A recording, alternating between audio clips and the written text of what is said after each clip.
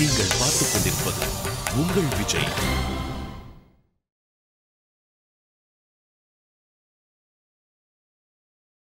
என்னை பொறுத்த வரைக்கும் இப்போ சவிதாவோட கல்யாணம் தான் எனக்கு முக்கியம். கடை வாங்குறது ஒன்றும் முக்கியம் இல்ல. அதுவும் இல்லாம நம்ம கிட்ட அவ்வளவு பணம் எல்லாம் இல்ல. ஒரே நேரத்துல நம்மளால 2 வேலையும் செய்ய முடியாது, புரிஞ்சுதா? அதனால சவிதாவோட கல்யாணம் தான் நமக்கு இப்ப ரொம்ப முக்கியம்.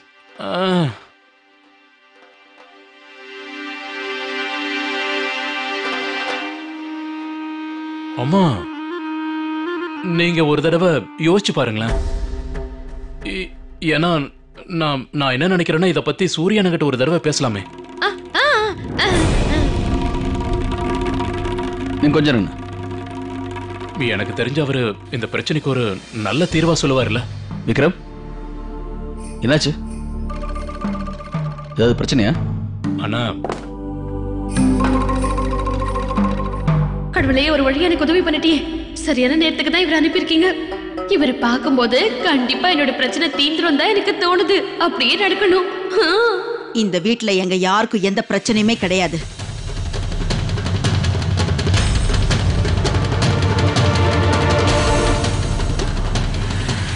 எங்களுக்கு இருந்த ஒரே பிரச்சனை எப்பவோ இங்கிருந்து போயிடுச்சு.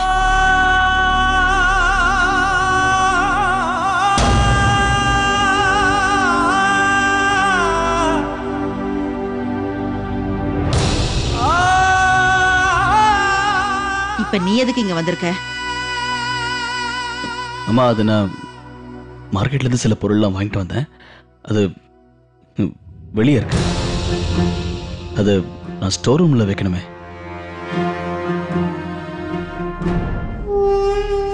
உண்மையா சொல்லட்டுமா? நீங்க என்ன பொருள் வேணாலும் இங்க வச்சுட்டு போலாம். நெய், பாதாம், முந்திரி, பிஸ்தா என்ன வேணா கொண்டு வந்து நீங்க இங்க வைக்கலாம். எங்களுக்கு எந்த ப்ராப்ளமும் இல்ல. ஸ்டோர் ரூம்ல வீட்டுக்கு தேவையான பொருளை வைக்கிறதுக்கே எங்களுக்கு இடம் இல்ல. வெளி சாமானையில நாங்க எங்க கொண்டு போய் வைக்கிறது? இதெல்லாம் எப்ப நடந்துச்சு? அது இல்லம்மா, அண்ணன் கடைக்கு தேவையான பொருள்கள் எல்லாத்தையுமே எப்பவும் வீட்டுல தானே வச்சிருப்போம். இங்க பாரு, எப்பவும் பழைய விஷயங்களே நாம எப்பவும் புடிச்சிட்டு இருக்கணுங்கிற அவசியம் கிடையாது.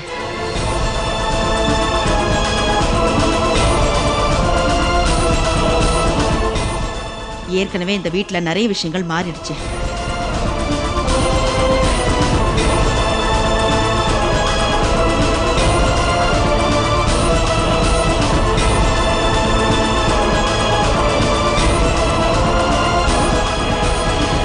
போங்க, எல்லாரும் போய் அவங்கவுங்க வேலையை பாருங்க. இன்னும் ஏன் இங்க நின்னுட்டு இருக்க? போய் பாத்திரத்தை எல்லாம் கழுவி வை. நீயும் போமா, போய் எல்லாத்தையும் சமையல் கட்டுல வச்சிரு.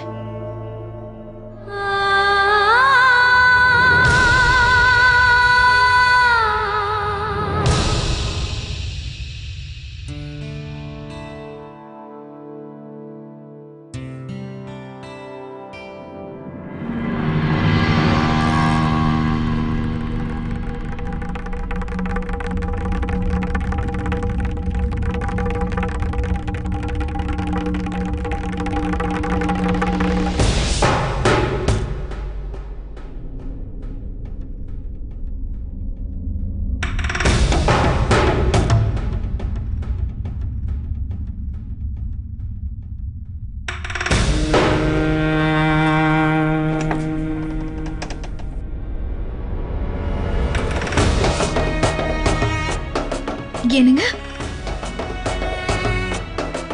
என்னங்க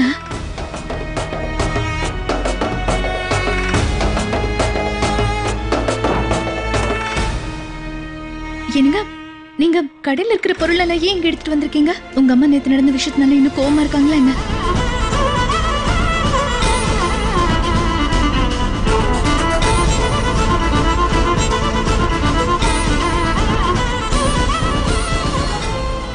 அண்ணா, நாங்க பிடிங்க.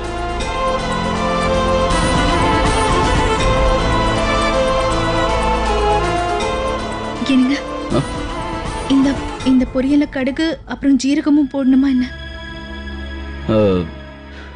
சந்தியா, அம்மா எப்பவுமே இந்த பொரியல் செய்யறதுக்கு அவங்க என்ன பண்ணுவாங்கன்னா இது மேல ஜீரகம் போடுவாங்க. சரிங்க, நானும் அத்தை செய்யற மாதிரி பண்றதுக்கு முயற்சி பண்றேன். சரி, நான் வரேன்.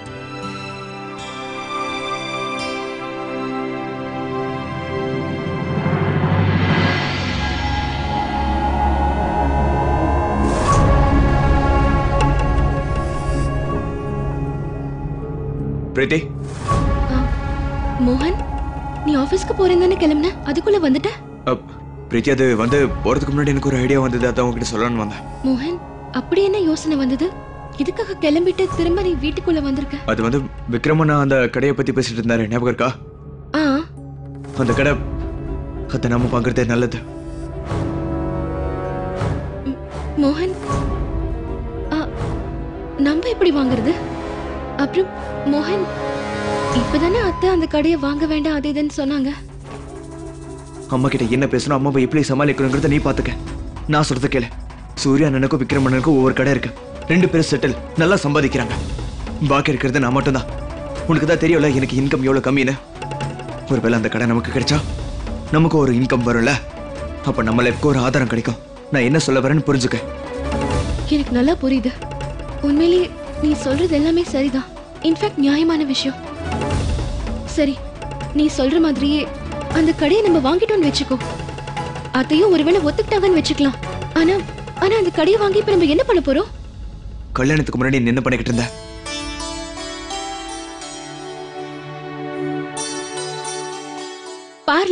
பார்லர் தானே? அந்த கடையில நீ ஒரு புது பார்லரை வச்சுக்கோ. உன்னால நல்லா சம்பாதிக்க முடியும். இன்னும் எத்தனை நாளைக்கு நீ இந்த மாதிரி எல்லாருக்கும் சேவை பண்ண போற? நல்லா யோசிச்சு பாரு. பார்லரை திறந்தா நல்லா சம்பாதிக்க முடியும். உனக்கே தெரியும்னு நினைக்கிறேன். நம்ம தெருவில் மட்டும் இல்ல, பக்கத்துல இருக்கிற எந்த தெருவிலையும் பார்லரே கிடையாது. மோகன், உண்மையிலேயே இது ரொம்ப நல்ல ஐடியா. ஆனா அத்தை இந்த விஷயத்துக்கு ஒத்துக்குவாங்கன்னு எனக்கு தோணவே இல்லை. ஏன்னா இப்பதானே அவங்க பெரியவர்கிட்ட எதுவுமே வேண்டான்னு சொல்லிட்டாங்க. பார்த்தல மோகன், எனக்கு என்ன தோணுதுன்னா அத்தை என்ன வெளியில போய் வேலை செய்ய விட மாட்டாங்கன்னு தோணுது. I don't know. I just don't know. அம்மாவை எப்படி சமாதானப்படுத்தணுங்கிறத நீ பாத்துக்க. உன்னோட புருஷனுக்கு நீ துணையா இருக்கணும்னு நினைச்சா கண்டிப்பா இது எல்லாத்தையும் நீ மேனேஜ் பண்ணி தான் ஆகணும். அதனால விஷயத்தை புரிஞ்சுக்க. எப்படி அது அம்மா கிட்ட பேசி சமாளிக்க பாரு, சரியா?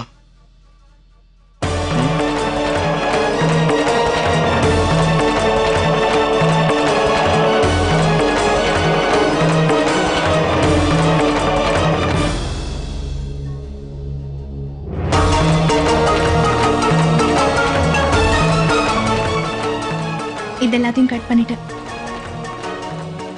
அத்தை எப்பவுமே என்ன பண்ணுவாங்க, இந்த தோல் எல்லாத்தையும் பசுக்கு தானே கொடுப்பாங்க. நானும் கொண்டு போய் இதை பசுக்கே கொடுக்குறேன். ஆனா முதல்ல இந்த பொருள் எல்லாத்தையும் எடுத்து வைக்கணும். இதெல்லாத்தையும் எடுத்துட்டு போய் மொட்டை மாடியில வைக்கிறது தான் நல்லது.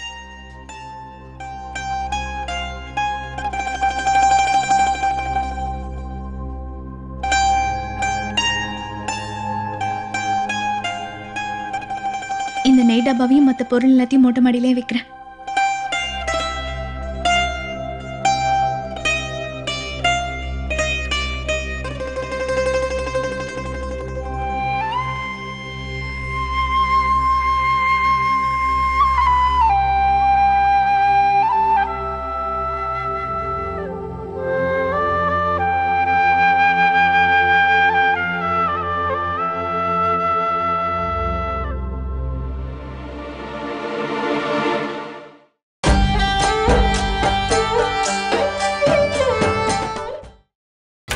நீங்கள் பார்த்துக் கொண்டிருப்பது உங்கள் விஜய்.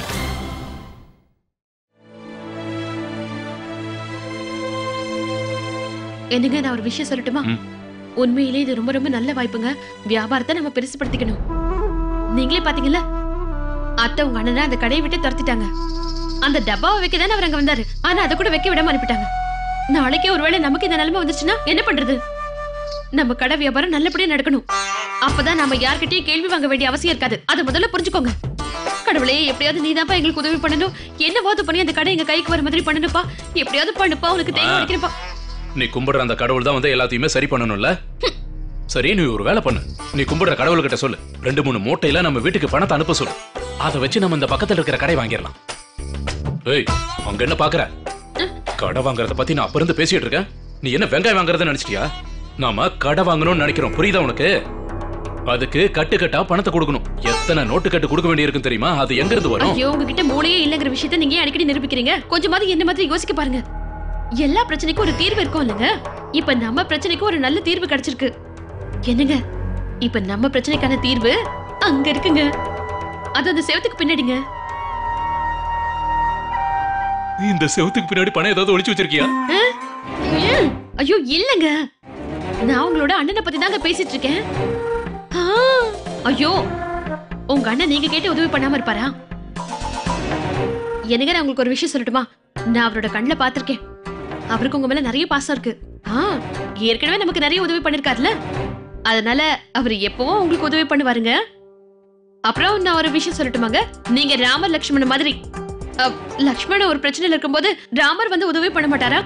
அது மட்டும் இல்லாம இப்ப அவர் வீட்டை விட்டு வெளியே போயிருக்காரு. வீட்டுல இருக்கவங்க தம்பி தங்கச்சி எல்லாரும் ஞாபகம் வருவாங்கல்ல. இப்ப போய் நீங்க அவர்கிட்ட உதவி கேட்டீங்கன்னா டக்குன்னு உங்களை கட்டி பிடிச்சு உடனே உங்களுக்கு உதவி செய்வாருங்க. ஆனா அம்மா இதெல்லாம் எதுவும் வேண்டாம்னு சொன்னாங்கல்ல. ஐயோ, உங்க அம்மாவோட பேச்சு கொஞ்சம் விடுறீங்களா? ஒரு விஷயத்தை புரிஞ்சுக்கோங்க, அவரே எல்லாத்தையும் பாத்துக்குவாரு. ஏன்னா அவரு ரொம்ப புத்திசாலி. அப்புறம் அது மட்டும் இல்லாம அம்மாவுக்கும் பிள்ளைக்கு நடுவுல சண்டை நடக்குது, அதை உங்களுக்கு சாதகமா பயன்படுத்திக்கோங்க. அவங்க 2 பேருக்குள்ளயும் இப்ப சண்டை ரொம்ப அதிகமா போயிட்டு இருக்குங்க. அந்த சண்டையை நமக்கு சாதகமா பயன்படுத்திக்கலாம். ஆனா அந்த கடையை நம்ம கண்டிப்பா வாங்கி ஆகணுங்க. மீனாட்சி, நீ சொல்றதெல்லாம் உண்மைன்னு நானும் ஒத்துக்கிறேன். ஆனா என் மனசுல இருக்கிற பயம் என்ன தெரியுமா? ஒருவேளை அம்மாவுக்கு இதை பத்தி தெரிஞ்சிருச்சுன்னா அவங்க அங்க பாரு அந்த கதவுக்கு வெளியே நம்மள துரத்திடுவாங்க. அதுக்கப்புறம் நம்ம 2 பேரும் ரோட்ல தான் உட்கார்ந்து இருக்கணும். நான் ஒரு விஷயம் சொல்லட்டுமா? நாம இன்னும் வேலையே ஆரம்பிக்கல, அதுக்குள்ள ஏன் இப்படி பண்றீங்க? இப்படி எல்லாம் நீங்க பேசாதீங்க. நீங்க எப்படியாவது உங்க அண்ணன் கிட்ட இதை பத்தி பேசி நல்ல க்ளோஸ் ஆக பாருங்க. ஒருவேளை ஏதாவது பிரச்சனை வந்தா கூட நான் தான் இருக்கேன்ல. உங்களோட மீனாட்சி, உங்க பொண்டாட்டி உங்களுக்கு துணையா இருக்கேன்ல. எல்லாத்தையும் நானே பாத்துக்கிறேங்க. அந்த கடவுள் நமக்கு உதவி செய்வாரு.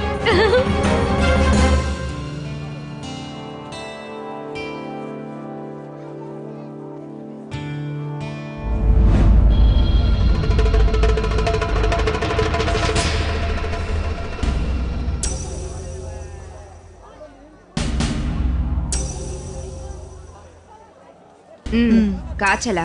அட சந்தியா மருமகளே, நீங்க என்னமா பண்ணிட்டு இருக்க? அத்த, பெரியத்த பசுமாட்டுக்கு காய்கறியோட தோலை கொடுக்கலான்னு தான் நிக்கிறேன். ஆனா பசுவுக்கானும் அதான் நிக்கிறேன். உண்மையிலேயே நீ ரொம்ப நல்ல வேலை பண்றமா சந்தியா. மாட்டுக்கு இந்த மாதிரி ஏதாவது கொடுத்தா அது ரொம்ப புண்ணியம்னு சொல்லுவாங்க. ஆனா நீ எங்களை விட அதிக புண்ணியத்தை சம்பாதிக்க போற.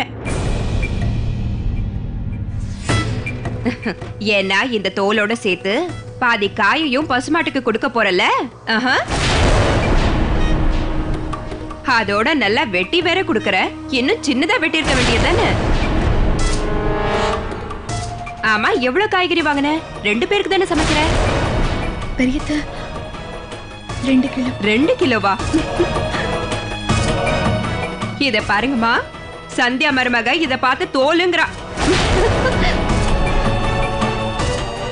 உண்மையிலே உன்னை பாராட்டி ஆகணும் சரோஜா. உன்னோட மருமக இருக்காளே, உண்மையிலே ரொம்ப புத்திசாலி. இவ தினமும் ஒரு புது வழியை கண்டுபிடிக்கிறா, வீட்டுல இருக்கிறவங்களை எப்படி நஷ்டப்படுத்துறதுன்னு. எனக்கு என்ன தோணுது தெரியுமா? நாள் பூரா புத்தகத்துல இததான் படிப்பா போல இருக்கு. இன்னைக்கு என்ன பண்ணி பணத்தை நஷ்டப்படுத்தலான்னு யோசிச்சுட்டு இருப்பா. அக்கா, வீட்ல எனக்கு நிறைய வேலை இருக்கு, நான் கிளம்புறேன். கோவப்பட்டு போறா பாருங்க.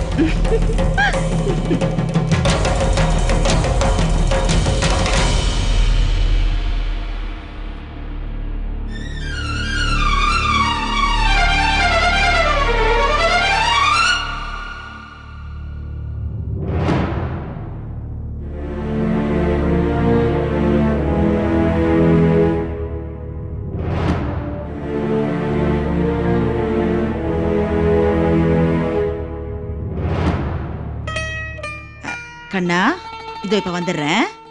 ஆண்டவா,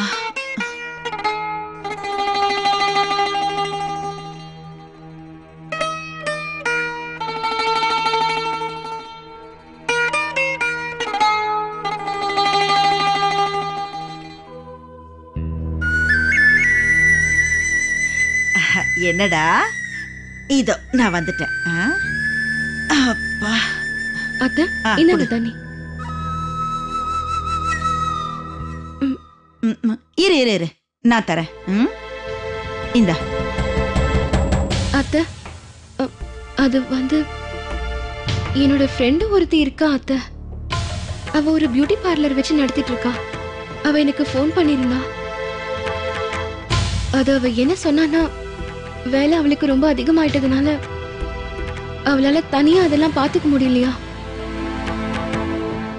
அதனால அவளுக்கு என்ன வந்து உதவி செய்ய சொல்றா. அது உங்களுக்கு தான் தெரியும்ல. அது எனக்கு இந்த இருடா. பியூட்டி பார்லர் வேலைலாம் ரொம்ப நல்லா தெரியும் அத்தை. அப்புறம் ஒருவேளை நான் அவளுக்கு உதவி செஞ்சேன்னா அப்புறம் அதுக்கு அவ நிறைய பணம் கொடுப்பா அத்தை.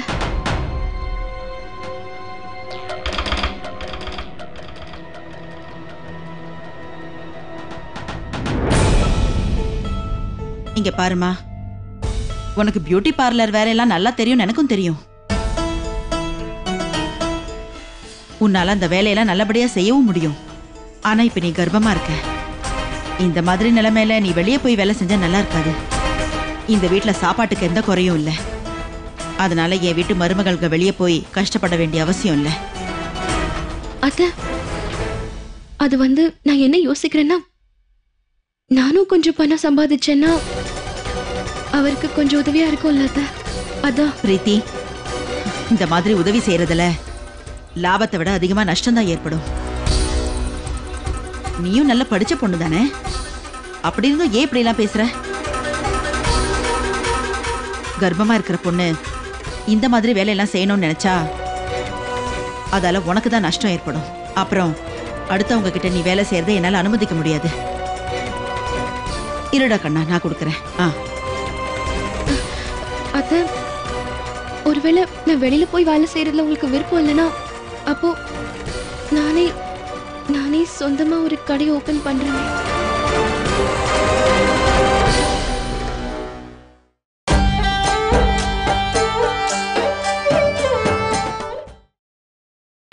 நீங்கள் பார்த்துக் கொண்டிருப்பது உங்கள் விஜய்.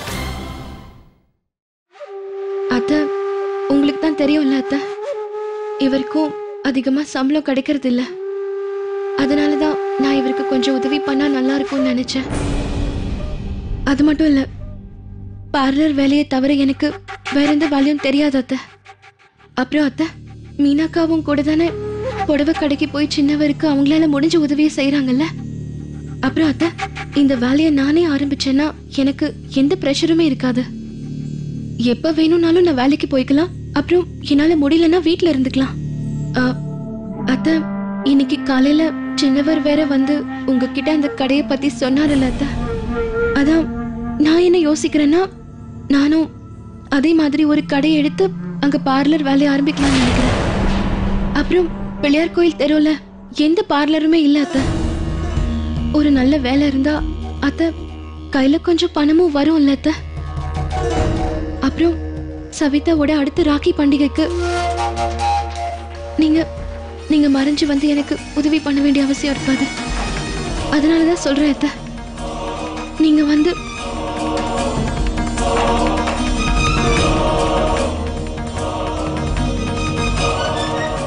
நீ யோசிக்கிறதுல எந்த தப்பும் இல்ல. விக்ரம் சொன்னதும் தப்புன்னு நான் சொல்லல. ஆனா கடை, இங்க பாருமா, கடை ஒண்ணும் காய்கறி மாதிரி இல்ல. கடையை வாங்கணும்னா அதுக்கு நிறைய பணம் தேவைப்படும். அதுவும் இல்லாம இப்ப என்கிட்ட எந்த பணமும் இல்ல. சவிதாவோட கல்யாணம் தான் இப்ப எனக்கு பெரிய செலவே. அது இப்ப என் தலைக்கு மேல இருக்குன்றத மறக்காத. அதனால என்னால இப்ப எதையும் யோசிக்க முடியாது. இந்தடா கண்ணா. அத்தை இங்க பாருமா, நான் ரெடி ஆயிட்டேம்மா. நீங்க அப்பவே சொன்னீங்கல்ல நாம இன்னைக்கு கடைக்கு போய் நகை வாங்கணும்னு. போலாமா? எதையாவது வாங்கணும்னாலே உனக்கு கொம்பு முளைச்சிடுமே, உடனே தயாராயிடுவேன். அதுவும் இல்லாம அலங்காரம் பண்ணிட்டு வரதுக்கே உனக்கு அவ்வளவு நேரம் ஆயிடுது. அம்மா அது வந்து என்னன்னா, நான் என்ன சொல்ல வரேன்னா, அங்க ஒரு நல்ல கடை இருக்குமா. அங்க ரொம்ப நல்ல டிசைன்ஸ்ல நகை கிடைக்குமா. நீங்க சரின்னு சொன்னா நாம அந்த கடைக்கே போலாமே. வேண்டாம், இந்த மாதிரி வேலையெல்லாம் நம்பகமான ஆளுங்க கிட்ட தான் கொடுக்கணும். அது மட்டும் இல்லாம நமக்கு நகை செஞ்சு கொடுக்கறவங்க இருக்காங்கல்ல, அங்க விலையும் கம்மி, வேலையும் ரொம்ப நல்லா இருக்கும். இந்த வீட்ல 3 கல்யாணம் நடந்திருக்கு. எல்லா நகைகளையும் அவர்கிட்ட தானே வாங்கியிருக்கேன்.